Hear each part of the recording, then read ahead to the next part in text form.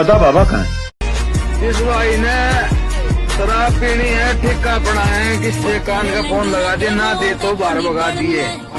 કોને કરું ફરિયાદ, આ તો છે નડિયાદ, આપણું ડ્રાય સ્ટેટ વાળું ગુજરાત. જી હા, ડ્રાય સ્ટેટ વાળા ગુજરાતમાં જો આવા સીન જોવા મળે ને તો પછી આપણા પોલીસ તંત્રે ભાઈ ડૂબી મરવું જોઈએ. ગુજરાત પોલીસને ખુલ્લી ચેલેન્જ આપી દીધી અને બીજા કોઈ નહીં હો. નડિયાદનો ડોન છે ને એનો ભત્રીજો હવે બુટલેગર બની ગયો છે.